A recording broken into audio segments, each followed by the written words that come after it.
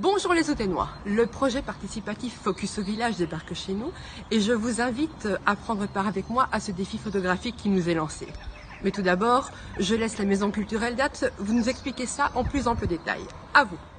Depuis plusieurs années, Focus au village parcourt les villages d'Ath et de Chièvre et invite les habitants à réaliser une grande fresque photo à l'image de leur village.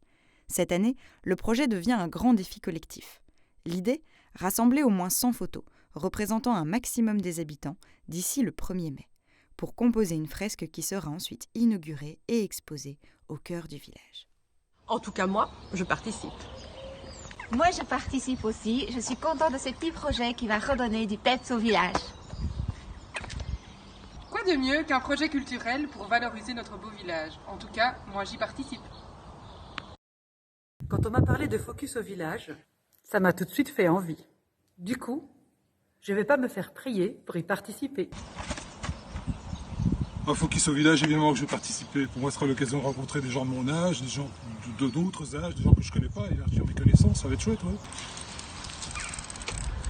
Focus au village, un chouette projet pour redonner un peu de dynamisme à Houtin. J'y participe.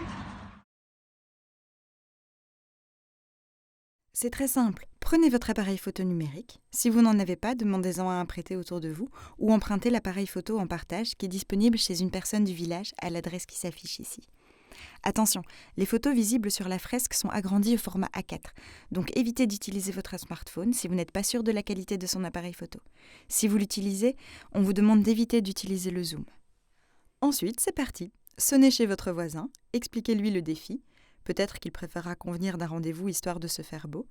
En tout cas, restez dehors et mettez-vous à bonne distance. Entre 1,50 m et 3 m max, c'est parfait. Et voilà, amusez-vous à prendre des photos. Il n'y a plus qu'à en choisir 2, identifier la famille ou la personne représentée et à nous les renvoyer. N'oubliez pas de leur demander de vous prendre en photo aussi. Et puis, faites circuler l'info dans toute la rue, histoire qu'on puisse relever le défi. Voici quelques conseils pour prendre de belles photos. Mais il n'y a pas de règle, c'est plutôt une sorte de guide pour vous accompagner, parce que l'important, c'est de s'amuser. Nous, on compte sur vous. Vous pouvez prendre la photo en format portrait ou paysage. Par contre, essayez de ne pas découper votre sujet. Prenez-le de la tête aux pieds, en entier, les yeux ouverts, car personne n'aime avoir un pied ou un doigt en moins et les yeux fermés. Si possible, ne chargez pas trop la photo et ne vous éloignez pas trop du sujet. On doit comprendre tout de suite de quoi parle la photo.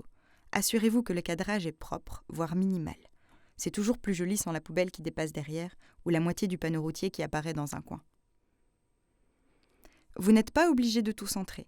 Essayez de placer les éléments importants comme un regard ou la tête du modèle sur ces lignes et ces points. Vous serez étonné de la force que ça donne à votre photo. On appelle ça la règle des tiers. Cela permet aussi de laisser de la place au regard, d'ouvrir l'image, de la laisser respirer. Par contre, si vous voyez des symétries, de jolies lignes ou des diagonales dynamiques, n'hésitez pas à jouer avec. Qu'on soit petit ou grand, on peut toujours essayer de changer de point de vue. Mais prudence quand vous photographiez des personnes. Si vous prenez votre sujet de trop haut, en plongée, vous allez l'écraser. Et si vous le prenez de trop bas, en contre-plongée, vous risquez de ne pas flatter son ego en révélant inutilement son double menton. Mais surtout, amusez-vous. Avec les formes, les textures, les couleurs, avec les éléments du décor et du paysage, ou avec des accessoires. Ou tout simplement en faisant prendre des poses rigolotes à vos modèles.